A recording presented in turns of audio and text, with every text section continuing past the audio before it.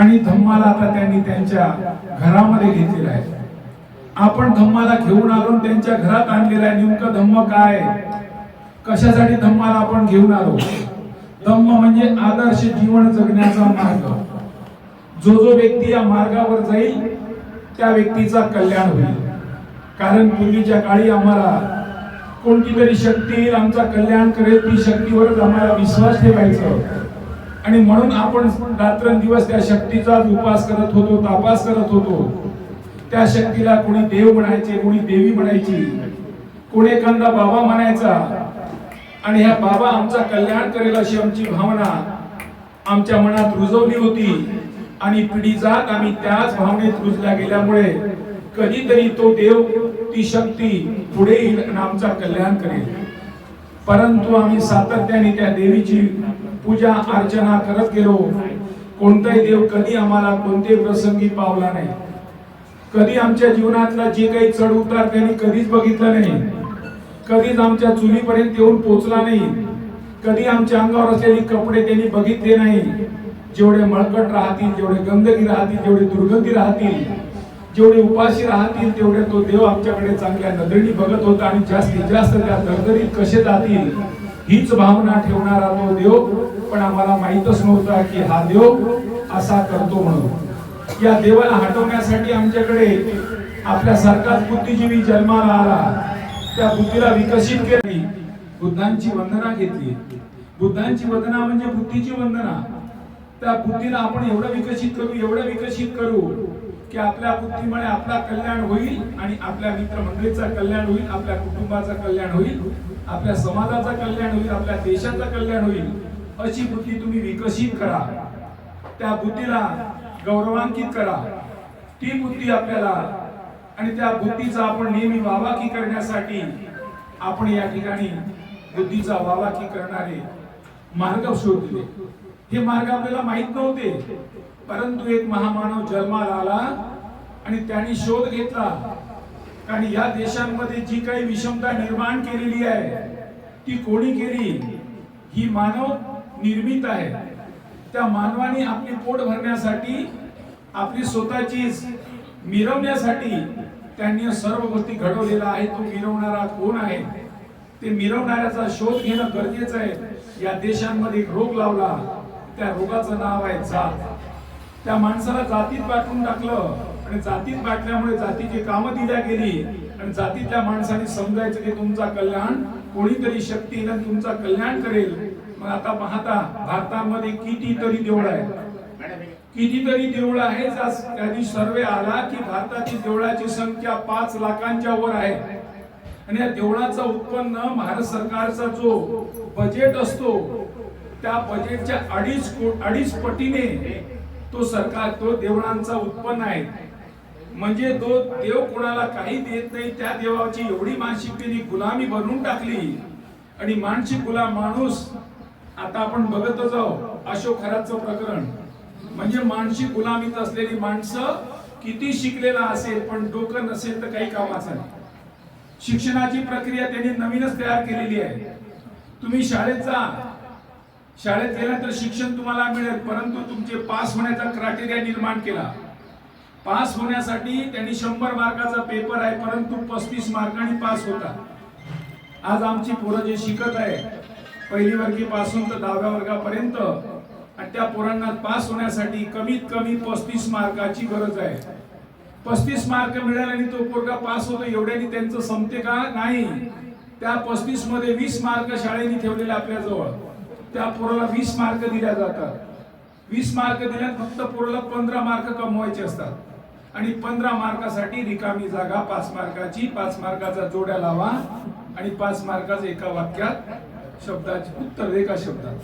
म्हणजे त्या विद्यार्थ्याला शिक्षण तर घेतलं पाहिजे पण बेकूफ निर्माण झालं पाहिजे, बिना डोक्याचा निर्माण झाला पाहिजे. बाबासाहेब म्हणतात शिक्षण हे वाघिणीचं दूध आहे. शिक्षण खरं आणि खोटं कळवतं. शिक्षण माणूस हा नेहमी परीक्षण करायला लावतो आणि जो सत्याची जाणीव करून देतो तो खरं शिक्षण. ज्या शिक्षणामध्ये खरं आणि खोटं कळतं तो शिक्षण. नाही तर ठेवली अनंत तशीची राहावे. किती मोठ्या मोठ्या शिकलेली माणसात पाहतो आपण. या प्रकरण दररोज गाजलेली आहे. उच्च शिक्षित स्वतःला म्हणतात उच्च शिक्षित अधिकारी म्हणतात, परंतु म्हणूनच म्हणतात तथागत, अज्ञानता से भय पैदा होता है, भय से अंधविश्वास पैदा होता है, अंधविश्वास से अंधभक्त पैदा होता है और अंधभक्त मानसिक गुलाम होता है. एखाद्याने किती डिग्री घेतलेली असेल, तो डिग्रीवाला डिग्री आहे म्हणून तो मोठा काही आहे असं नाही. म्हणून बुद्धांकडे काय झालं, एकदा तथागत बुद्धांकडे काही माणसं आली आणि तथागत म्हणतात की तुम्ही तथागत आमच्याकडे येता किंवा जेव्हा तिथे तिथे देशना देतात, त्या देशनामध्ये सांगतात, पण तुमच्या आधी काही लोक आमच्याकडे येतात, मोठे मोठे बाबा येतात, प्रवचन करतात, एवढी मोठी मोठी प्रवचन करतात आणि ते म्हणतात की मी म्हणतो तेच बरोबर आहे. त्यानंतर दुसरी बाई येते, मोठा टिळा लावलेली, ती सुद्धा प्रवचन करते आणि ती प्रवचनात म्हणते की मी म्हणतो तेच बरोबर आहे. एक आणखी दुसरा ज्योतिष्य टाईप माणूस येतो, तो म्हणते मी माझं म्हणणं तेच बरोबर आहे आणि तुम्ही आल्यानंतर तुम्ही म्हणता की तुमचं म्हणणं बरोबर आहे. आम्ही ऐकावं कुणाचं? म्हणून तथागतांनी हे कालाम लोकांना सांगितलं. म्हणून आपण कालाम सूत नेहमी ऐकतोय.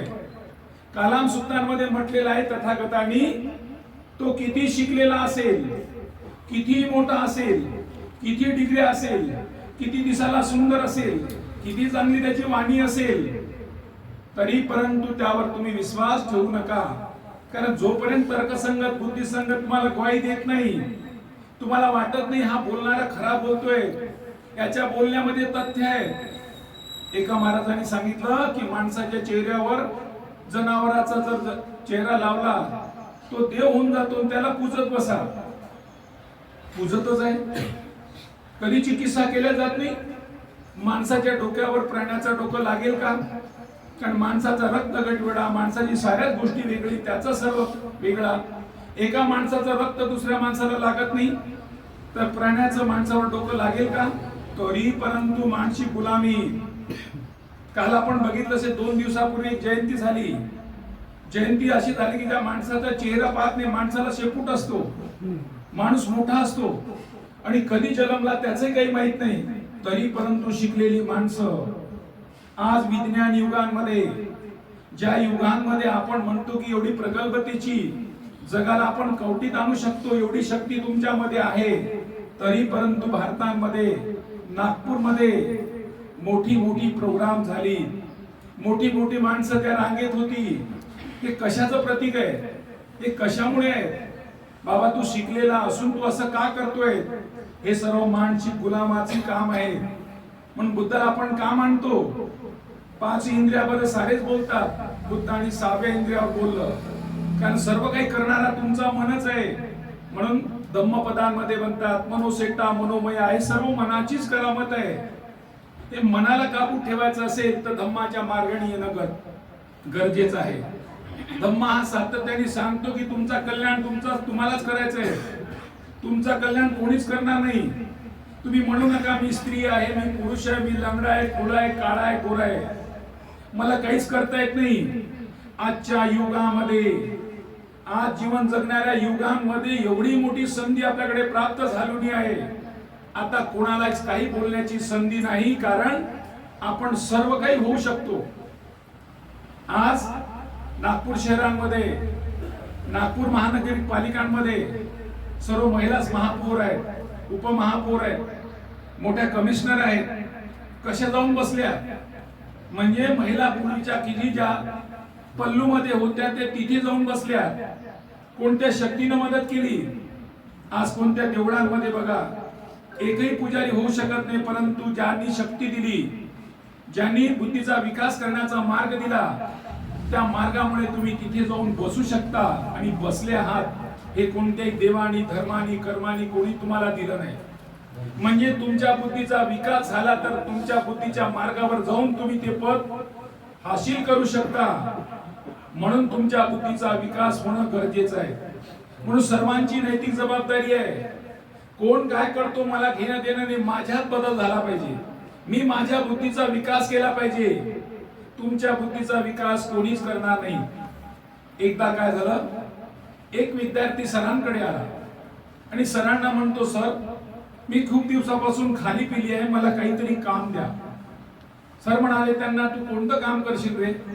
सर कोणतेही काम करायला तयार आहे म्हणे. असं कर म्हणे, हे इथं झाडे आमच्या ही सर्व झुडी झुडपं दिसतात, ही जंगल दिसतात, पण हे कापून टाक. ठीक आहे सर म्हणे. तो मार्केटमध्ये गेला, इतवारीत गेला, इतवारीतून त्यांनी कुऱ्हाड आणली, कुऱ्हाडीला धार दिल्याने झाड कापायला सुरुवात केली. दररोज झाड तो सतत कापत गेला. असं करता करता त्याला 1 वर्ष पूर्ण होण्यासाठी 2 दिवस बाकी असताना दुसरा विद्यार्थी सरांकडे आला. आणि दुसरा विद्यार्थी सरांकडे आल्यानंतर सरांना म्हणतो, सर मी खूप दिवसापासून खाली पिली आहे, मला काहीच काम नाही, काही काम असेल तर द्या ना सर. ते म्हणाले, कोणतं काम करशील? सर कोणतेही काम करायला तयार आहे. ठीक आहे म्हणे, हे आमची जंगल दिसतात, ही कापायला सुरुवात करून टाक. तो सुद्धा मार्केटमध्ये गेला, त्यांनी सुद्धा कुऱ्हाड आणली आणि झाड कापायला सुरुवात केली. सुरुवात केल्यानंतर काय झालं की तो नंतर आला, त्याला 1 वर्ष पूर्ण होत आहे. 1 वर्ष पूर्ण झाल्याबरोबर नंतरच्या जो दुसऱ्यांदा आलेला जो दुसरा होता त्याचं सरांनी प्रमोशन केलं आणि पहिला तसाच राहून गेला. पहिला तसा राहिल्यानंतर पहिल्यांच्या मनामध्ये आलं की काय झालं, अरे हा दुसरा आला, त्याच्यापेक्षा मी तर 1 वर्षांनी सिनियर आहे, मी सिनियर असताना माझ्या ज्युनियरचं प्रमोशन झालं, यांनी काहीतरी गडबड केली असावी, काहीतरी लगाफिकेशन लावलं असेल. म्हणून तो सरांकडे येतो, सर हा नंतरचा आलेला, याचं तुम्ही प्रमोशन केलं, माझं काय चुकलं, काय गडबड झाली माझ्याच्याने? सर हुशार होते, सरांनी सांगितलं, तू असं कर म्हणे की तो सेकंड आला त्याच्याचकडे जा. तो सेकंड आला त्याच्याकडे जातात, त्याला विचारतात, अरे रामू तुझा प्रमोशन झाला, किती पैसे दिले, कोणाचा लग्गा लावला? तेव्हा तो काय म्हणतो, पहिल्याला, अरे तू झाड कसा कापत होता? तो पहिला का म्हणतो, मी मार्केटमध्ये गेलो, कुऱ्हाड आणली, कुऱ्हाडला धार दिलं, तेव्हापासून झाड मी कापतच आहे. मग तो पहिला दुसऱ्याला विचारतो, तू कसा कापत होता? तर दुसरा काय म्हणतो, मी मार्केटमध्ये गेलो, कुऱ्हाड आणली, त्या कुऱ्हाडीला 1 तास धार दिला, 2 तास झाड कापले, पुन्हा 1 तास धार दिला, पुन्हा 2 तास झाड कापले. मी अशाच प्रकारे झाड कापत होतो. आता मला सांगा की ह्या दोघांमध्ये सरांना काय फरक जाणवला असेल? सरांचा कोणता फायदा झाला असेल? कोणी माणूस फायदेशीर नोकराला ठेवत नाही, काहीतरी सरांचा फायदा झाला असेल. असा कोणता फायदा झाला तुम्हाला वाटतं? झाडाची संख्या जास्त कापली. कशामुळे कापल्या गेली? धार देत्यामुळे. म्हणजे तो आपल्या कुऱ्हाडीला दर 2 तासांनी धार देत होता, म्हणून तो झाड कापण्याची संख्या वाढवली. एखाद्याने म्हटलं की मी कुऱ्हाड आणली, कापतो, मी खूप शिकलाय, खूप डिग्री आहे माझ्याकडे, पण आत्ताची माहिती माझ्याकडे नसेल तर माझं शिक्षण काही कामाचं नाही. म्हणून तुम्हाला आज अपडेटिंग राहणं गरजेचं आहे. तुम्हाला विकास करायचा असेल आपल्या मुलाचा स्वतःचा, ती दररोजची बातमी काय ते अपडेट केलाच पाहिजे. पेपर तुम्ही वाचलाच पाहिजे. पेपर नसेल तर न्यूजची बातमी वाचली पाहिजे. मला हे काम, मला ते काम हे सांगू नका, कारण तुमच्या बुद्धीचा विकास कोणीच करणार नाही. जी बातमी तुम्हाला माहित होईल ती इतरांना माहित होणारच नाही. जर तुमच्याकडे पेपर येत नसेल तर तुम्ही टीव्ही उघडायची, काय बातमी ती बघायची. म्हणून नेहमी मुलांना स्वतःला एक सवय लावायची की रिसेंट जी बातमी असेल मला अपडेटिंग. आज कोणाला विचारलं देशाचे नियोजन मंत्री कोण आहेत, देशाचे उपसभापती कोण आहेत, लोकसभेचे उपसभापती कोण आहेत, राज्यसभेचे सभापती कोण आहेत, देशाचे उपराष्ट्रपती कोण आहेत, देशामध्ये कशाचं नियोजन चालू आहे, आता कुठे इलेक्शन चालू आहे. आपण मुलांना विचारलं, मुलींना विचारलं, ते म्हणते मला माहीतच नाही. म्हणजे भविष्यासाठी तुमचे मुलं पुढे जाणार नाही. पुढे जाण्याचं असेल तर तुम्हाला तुमची जबाबदारी आहे की माझा मुलगा रिसेंट माहिती असली पाहिजे, त्याने बुद्धीला धार दिलाच पाहिजे. जर बुद्धीला धार देण्यासाठी तुम्ही त्याला तयार केलं तर येणाऱ्या काळाला तो चांगल्या प्रकारे सामना करू शकतो. नाहीतर घरामध्ये बेकूफ निर्माण होतील, घराला त्रास देतील, कारण खाली पिली डोकं भूताचं घर असतं. आपले मुलं विकसित असली पाहिजे, आपल्या मुलांचा बुद्धीचा विकास झाला पाहिजे. म्हणून बुद्धीचा विकास करण्यासाठी आपली जबाबदारी आहे. म्हणून आपण एकत्र बसलो पाहिजे. पालकांनी लक्षात ठेवलं पाहिजे आम्ही बुद्ध जीवन जगणारी माणसं आहोत. जर घरामध्ये चांगले संस्कार घडवायचे असेल, चांगले माणसं निर्माण करायचे असेल, स्वतःला चांगला माणूस व्हायचा असेल, बुद्धांच्या विचाराशिवाय पर्याय नाही. म्हणून बुद्धांच्या समोर दररोज आपण बसलं पाहिजे आणि घरांमध्ये वंदना घेतली पाहिजे. वंदना आणि प्रार्थनेमध्ये फरक आहे. प्रार्थना म्हणजे कोणती शक्ती तुम्हाला येऊन मदत करेल. वंदनेमध्ये असं काही नाही. वंदनेमध्ये त्या गुणाचं वर्णन करणे, तसा गुणवान होण्याचा प्रयत्न करणे, तसा गुणवान होण्याच्या मार्गावर चालणे, इतरांना गुणवान होण्यासाठी सांगणे, मी सुद्धा गुणवान होईल. तिथे असं म्हटलेलं असेल. आणि गुण तुम्हाला स्वतःला संपादित करायचा आहे, गुण स्वतःला स्वीकारायचा आहे. तुम्हाला गुण घेण्यासाठी तर कोणीच येणार नाही. म्हणून हा वंदनेचा फरक आहे. आणि वंदनेमध्ये आपण आल्यानंतर बुद्धम शरणम गच्छामी, धम्मम शरणम गच्छामी, संघम शरणम गच्छामी, त्या बुद्धीला शरण जातो जी बुद्धी मानवाच्या कल्याणासाठी काम येणार आहे. त्या बुद्धीचा हेतू प्रथम कल्याण, मध्यम कल्याण, अंतिम कल्याण. अशीच बुद्धी माझ्याकडे येऊ दे, माझा विकास होऊ दे, माझ्या शेजाऱ्या पाजाऱ्यांचा होऊ दे, माझ्या कुटुंबाचा विकास होऊ दे. जर तुमची बुद्धी विकसित नसेल तर तुम्ही दुसऱ्यांच्या बुद्धीवर विश्वास ठेवता. म्हणून दुसऱ्यावर जो कार्यभार, तुकोबा म्हणतात, जो दुसऱ्यावर अवलंबून राहिला त्याचा कार्यभार बुडाला. म्हणून आपल्याला आपल्या बुद्धीचा विकास करायचा आणि आपल्याला काय व्हायचंय? अतदीप भव. स्वतःचा दिवा स्वतःलाच व्हायचंय. आता कोणाला सांगायचं नाही मी पोरगा आहे, पोरगी आहे. वेळेस शाळेत गेल्यानंतर त्याचा अभ्यास त्यांनी केलाच पाहिजे. 5वीचा विद्यार्थी असेल तर 5वीचा अभ्यासक्रम असतो, त्याला 6वीचा असेल 6वीचा अभ्यासक्रम असतोय. जर आपण अभ्यासच केला नाही, त्याच्यात नापास झालो, परत परीक्षा दिली, पुन्हा नापास झालो, परत परीक्षा दिली, पुन्हा नापास झालो, मग नापासाचे पाढे वाचत राहिल्यानंतर आपली बुद्धी विकसित न करण्यामध्ये कोण कारणीभूत राहील? आपणच राहतो. म्हणून मी परत कोणत्या घटना माझ्यात घडणार नाही, त्यासाठी माझ्या बुद्धीचा विकास मी केला पाहिजे. आणि बुद्धिमान माणसाची सर्वांना गरज आहे. घरांमध्ये चांगल्या माणसाची गरज आहे. घरात चांगला मुलगा पाहिजे, चांगली मुलगी पाहिजे.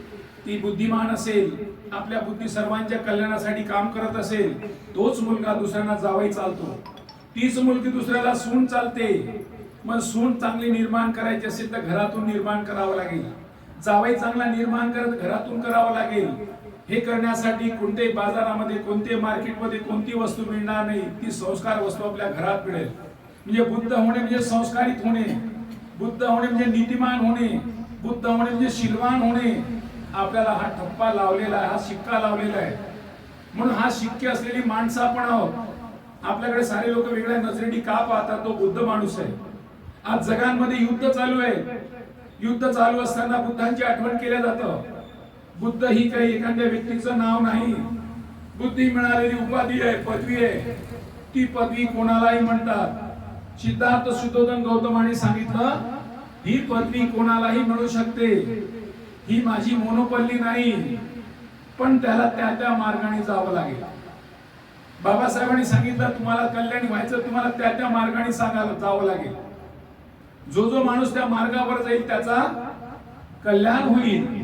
म्हणून आपण कल्याणी मार्गावर गेलेली माणसं आहोत. आता आपण कोणत्या धर्मात होतो, कोणत्या जातीत होतो. आता आपण जात सोडली, धर्म सोडला, नवा मार्ग स्वीकारला. आणि तो मार्ग का म्हणतो? आपल्याला 22 प्रतिज्ञेमध्ये 18वी प्रतिज्ञा आहे, प्रज्ञाशील करुणा बुद्ध धम्माच्या 3 तत्वाची सांगड घालून माझं जीवन चालवेल. कसा चालवेल मी? प्रज्ञाशील करुणा. प्रज्ञेबद्दल तुम्हाला सांगितलं. प्रज्ञा आणि ज्ञानामध्ये फरक आहे. ज्ञान म्हणजे संकलित केलेली माहिती, इथून तिथून गोळा केलेली माहिती. घड्यात भरलेलं पाणी, मटक्यात भरलेलं पाणी, संपलं पाणी की सारंच झालं. परंतु विहिरीतलं पाणी पुन्हा पुन्हा येतं, पुन्हा पुन्हा येतं. म्हणून माझी बुद्धी कशी असली पाहिजे? प्रज्ञावंत असली पाहिजे. बाबासाहेब प्रज्ञावंत होती. प्रज्ञावंत होऊन चालणार नाही. शिलांची जोड पाहिजे. आप खूप शिकलेले आहात, खूप डिग्री आहे, पण चरित्र नसेल तर त्या शिलाला कोण बांधणार? शिलो संपन्न नारो सुपटीपन्न वती बको. म्हणून शिलाला जपणं गरजेचं आहे. माझा शील मी जपलो पाहिजे, शीलवान मी झालो पाहिजे. मी शीलवान झाल्यामुळे समाजांमध्ये, कुटुंबांमध्ये चांगला माणूस म्हणून तुम्हाला मिळवता येतं. चांगला माणूस म्हणून तुमच्याकडे बघितलं जातं. ही चांगला माणूस होण्याची शक्ती आम्हाला हा धम्म देतोय. म्हणून धम्माचं वारंवार का करणे? की मला शीलवान व्हायचं. प्रज्ञाशील करुणा, प्रज्ञा असेल, शील असेल, परंतु करुणा नसेल तर काय कामाची. खूप माणूस चांगला आहे. एक माणूस काय झाला, एकदा एका माणसाकडे काही वस्तू मागायला आलं. एक विद्यार्थी सायकल मागतोय. सर सायकल पडी देऊ का. नाही नाही, त्या सायकल मध्ये हवाच नाही, ती पंक्चरच आहे. चांगला माणूस आहे, दारू नाही पेत, बिडी नाही, सिगारेट, मांसमच्छी काही खातच नाही, पण कोणाची मदत म्हटली तर काहीच करतच नाही तो. म्हणजे तुम्ही चांगले असून मदत करायची भावना नसेल, करुणा नसेल तर काय कामाची. तुम्हाला ते जाणलं पाहिजे. मी मदत करणार नाही तो कोण करणार. म्हणून तुम्हाला शिलाबरोबर तुमच्याकडे करुणा सुद्धा असणे आवश्यक आहे. बाबासाहेब म्हणतात की भारतीय संस्थांमध्ये, भारतीय व्यवस्थेमध्ये, या व्यवस्थेमध्ये मला एवढ्या प्रकारचं मजबूर केलेलं आहे. माझे इतका त्रास कोणी कोणत्या लोकांनी दिलेला नसेल तेवढा त्रास मला झालेला आहे. तरी परंतु या त्रासातून मुक्त होण्याचं काम, हे मुक्त होण्याचं काम आम्ही केलेलं आहे. कशामुळे? या विचारांमुळे. जर आपल्याकडे विचाराची देणघेण नसेल तर आपल्यामध्ये बदल होत नाही. म्हणून मला माझ्यात बदल करायचा आहे. म्हणून बाबासाहेब म्हणतात की यात एवढं असूनही बाबासाहेबांनी, तुम्हाला माहिती आहे हिंदू मोडबिलांच्या वेळेस महिलांनी मोर्चा काढला. त्यांच्यावर एवढे मोर्चे निघाले की बाबा तुमच्या अधिकार हक्कासाठी मी झटतोय आणि तुम्हीच माझ्या विरुद्ध मोर्चे काढत आहात. एखाद्या माणसाने म्हटलं, एखाद्या बाईला जर नोकरी दिली असेल, काही आपण शिक्षण दिलं असेल, ती जर झगडायला आली असेल, अरे या बाईलाच मी एवढं मोठं देऊन ही माझ्या अंगावर येते म्हणते, हट काही कामाची नाही, असं आपण क्रोधाने बोललो असतो. पण बाबासाहेबांनी तसं केलं का? नाही. बाबासाहेबांची करुणा होती. म्हणून करुणामय, मंगलमय, महाकारुणिक तथागत आपल्या समोर आहे. महाकारुणिक असल्यामुळे, त्यांचे आदर्श गुरु महाकारुणिक असल्यामुळे तथागतांची करुणा बाबासाहेबात आली. आणि बाबासाहेबांनी करुणामय वातावरणात असल्यामुळे कोणत्याही ब्राह्मणावर, कोणत्याही ब्राह्मण स्त्रीवर, कोणत्याही व्यक्तीवर भेदभाव केला नाही आणि भारतीय संविधानामध्ये सर्वांना समान अधिकार हक्क दिले. म्हणून म्हणतात किती संत आले, किती संत जायले, कोणी नवसाला नाही पावलं. किती देवी आली, किती देवता आला, किती उपास केला, किती तापास केला, रात्रंदिवस पूजा पाठ करत केली. कोणती देवी देवता कधी कामाला नाही आलं. एक भीम जन्माला, माती गोट्याला पेन दावला, कोटी कोटी कर्माची पळी उजळली भीमा तुझ्या जन्मामुळे. एक पुत्र जन्माला येतो, 65 वर्षामध्ये एवढे कृत्य करून जातो आणि असा कृत्य केला त्याने की कोणी आल्यानंतर तुम्हाला शेवटच्या पिढीपर्यंत पुरेल एवढं धान्य त्यांनी दिलं. एक छोटीशी कहाणी सांगतो. एकदा काय झालं, एक माणूस होता. त्या माणसाला, मोठा राजा, चांगला माणूस होता, त्याला रात्रीला झोपच येईना. झोप येईना म्हणून काय झालं की तो आता कोणाकडे जाऊन विचारावा. मग तो तथागतांकडे आला. तथागताला म्हणतो की तथागत मला रात्रीला झोपच येत नाही. काय कारण आहे? कारण असं आहे म्हणे की माझ्याकडे एवढी संपत्ती आहे, एवढी संपत्ती आहे, 7 पिढीला माझी संपत्ती भरमसाठ करू शकते. माझ्या पिढीच्या लोकांनी किती त्याचा वापर केला तरी चालतं, परंतु 8व्या पिढीला अर्धच पुरते. अर्ध्या पिढीचा काय होईल म्हणून मला रात्रभर झोप येत नाही. तथागत म्हणाले ठीक आहे, काही हरकत नाही, तुम्ही गावांमध्ये जा आणि चतकोर भाकर घेऊन या किंवा चतकोर भाकरांचं पीठ घेऊन या. तो म्हणाले एवढी गोष्ट. आता स्वतः मोठा धनसंपन्न व्यक्ती, सुटापुटातला व्यक्ती, लोकात कसं जावं म्हणून त्यांनी काय केलं, भिकाऱ्यांचे कपडे घातले. कारण बुद्धांना त्याचा उपाय देणार होता म्हणून तो त्या गेला. गेल्यानंतर एक म्हातारी होती, खेड्यांमध्ये म्हातारी असतात, त्या म्हातारीनं घरचं स्वयंपाक केलं, आपलं मडकं घेतलं, मडकं घेऊन ती बाहेर निघते. तेवढ्यात तो तिथे पोचला. जशी फाटक लावते तेवढ्यात तो पोचला आणि तो म्हणतो आई मला भूक लागली आहे. आई घरात काही असेल ते ग, मी 3 दिवसापासून उपाशी आहे, माझ्या पोटामध्ये काहीच अन्न नाही, आई घरात काही असेल तर दे ग. ते म्हणते म्हातारी अरे बाबा घरात काहीच नाही म्हणते, जेवढं होतं तेवढं मी खाल्लं, आता मी कुठून देऊ तुला. नाही नाही आई काही कर, मी 3 दिवसापासून उपाशी आहे आई, माझ्या पोटात अन्नाचा कण नाही, काही कर आई, मला कसं दे. ठीक म्हणते बाबा, आपल्या डोक्यावरचं मडकं खाली ठेवते, फाटक उघडते, फाटक उघडून आपल्या घरात जाते. घरात गेल्यानंतर ते घरातले छोटी छोटी पिपे असतील त्याला ठोकते, या पिप्यातून त्या पिप्यातून, तर आंजोळीभर पीठ तिथून निघतं. आंधळीभर पीठ निघाल्याबरोबर ती खुश होते. अरे रे बाबा, ह्या पिठाची अर्धी पोळी होते. ती पीठ घेते आणि आनंदाने म्हणते की बाबा रे, ह्या पिठाला घेऊन घे, तू पोळी भरून खाऊन घे. तेव्हा तो म्हणतो, आई तुझ्या घरात एवढंच पीठ आहे? हो म्हणे, एवढंच पीठ आहे. तू सायंकाळी काय खाशील? तर ती म्हणते की सायंकाळची चिंता तू करू नको, आता तू खा. ती म्हातारी तेच आहे, तो घेईना. म्हातारी तेच आहे, तो घेईना. न घेता शेवटी तो चालला गेला. अरे, तो विचार करायला लागली, त्या म्हातारीला सायंकाळची सोय नाही आणि माझ्याकडे 7 पिढीला पूर्ण 8व्या पिढीचं पुरण्याची मी चिंतेत पडलोय. म्हणजे ती करुणामय म्हातारी किती आहे? बुद्ध म्हणतात, तुमच्या गरजा किती असायला पाहिजे? तुमच्या गरजा अमाप असेल तर तुम्हाला रात्रीची झोप येणारच नाही. तुमच्या गरजा सीमित ठेवणं गरजेचं आहे. जर तुम्ही अशा प्रकारची म्हातारी घरात काही नसताना, म्हणजे बुद्ध जीवन जगणारी माणसं करुणामय असेल, ज्या घरामध्ये ममतेचा सागर असेल, मातृत्व असेल, दातृत्व असेल, तर ती ऑटोमॅटिक उफाळून येतं. त्या म्हाताऱ्याकडून त्याला जीवन जगण्याचा मार्ग कळला की काय जीवन जगता येतं, काय लोकांमध्ये करुणा आहे, काय लोकांमध्ये दातृत्व आहे. ज्या म्हातारीला सायंकाळची सोय नाही. आणि आज देशांमध्ये पहा, भारतात जगांमध्ये युद्ध चालू आहे. कशामुळे? हे आपापलेपणामुळे. अमेरिका आज का असं युद्ध करतोय? युद्ध का होत आहे? युद्ध होण्याचे कारण तेच आहे. म्हणून जगाला बुद्धांची गरज आहे आणि बुद्धाची निर्मिती करण्यासाठी तुमची आमची सर्वांची जबाबदारी आहे. बुद्ध हा निर्माण होण्यासाठी घरातूनच निर्माण करावं लागतं. म्हणून आपण आपल्या घरांमध्ये बुद्धांचा वापर करूया, बुद्धांचे विचार आपल्या घरात नेऊया.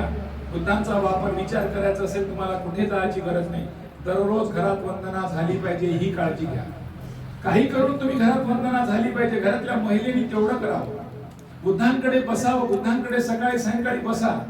समजा जी महिला बसत नसेल ना, मग कंबर दुखते, माय पाठी दुखते, माय दुखते, सारा जीवन ती दुखत राहते.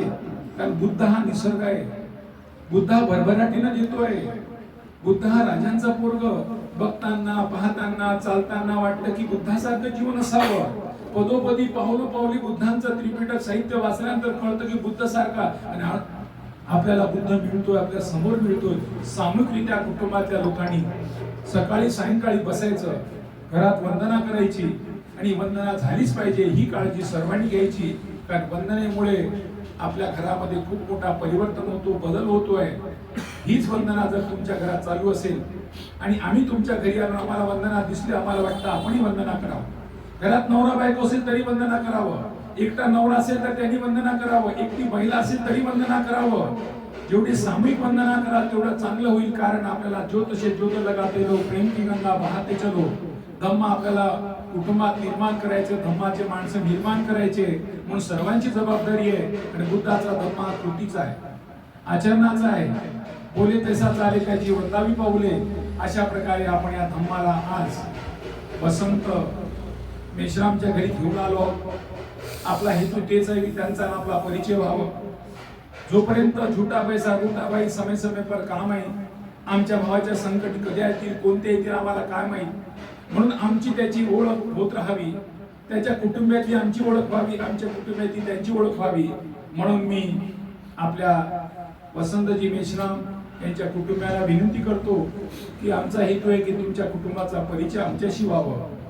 तुम्ही आपल्या कुटुंबामध्ये हा जो आम्ही धम्म घेऊन आलेला आहोत, ह्या धम्माची संगोपन करण्याची, धम्माला विकसित करण्याची, त्याचबरोबर हे धम्म बघण्यासाठी किंवा धम्म रॅलीला, धम्म आपल्या दारी हा कार्यक्रम येण्यासाठी ज्या ज्या तुमच्या पाहुण्यांना बोलवलं असेल, जे तुमच्या आडोशी पुडोशी तुमच्यामुळे आमंत्रित असेल, त्यांचा सुद्धा तुमच्या सुट्टीला परिचय व्हावं.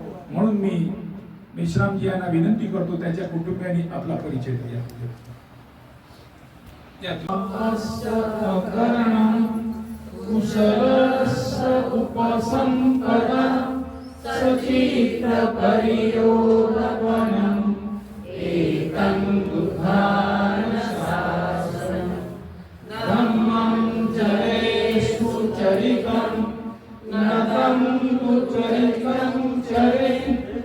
धम्मचारी सुखं सेति अस्मि लोके परं यावता धम्मधरो यावता बहुभास्म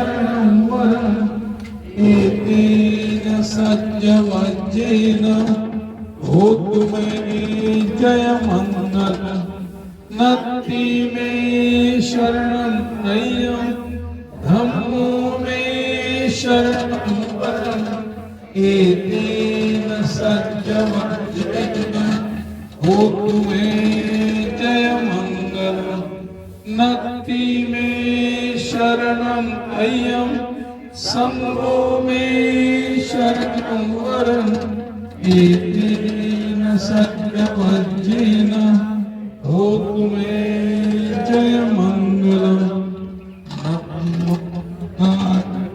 नमो ब्रह्माय नमो संगाय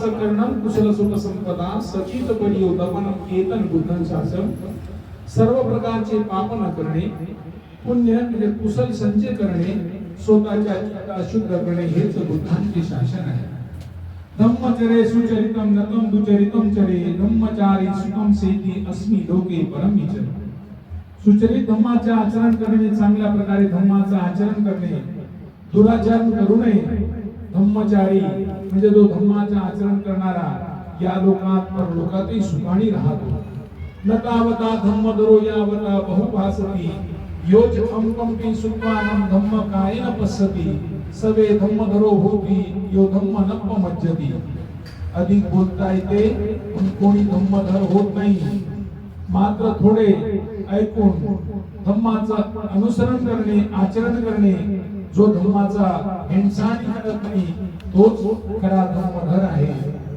नत्ति मे शरणमय्यं बुद्धो मे शरणं वरम् एतेन सत्यवचनेन होतु मे जन्मकरम् बुद्धाशिक माझे दुसरे कोणतेही म्हणजे स्थान नाही या सत्य वचनाने माझे कल्याण हो नत्ति मे शरणमय्यं धम्मो मे शरणं वरम् एतेन सत्यवचनेन होतु मे जन्मकरम् धम्माशी माझे दुसरे कोणतेही शरणास्थान नाही सर्वास्थान नाही या सत्य वचनाने माझे कल्याण हो नत्ति मे शरणमय्यं संगो मे शरणं वरम् एतेन सत्यवचनेन होतु मे जयमंगलम् संघाशी माझे दुसरे कोणते शरणस्थान नाही श्रद्धास्थान नाही या सत्य वचनाने माझे कल्याण हो हीच माझी भावना साधु साधु साधु आता आपण नमस्कार दोस्तों, हमारे न्यूज़ चैनल न्यूज़ इंडिया को लाइक कीजिए, शेयर कीजिए, अनसब्सक्राइब कीजिए।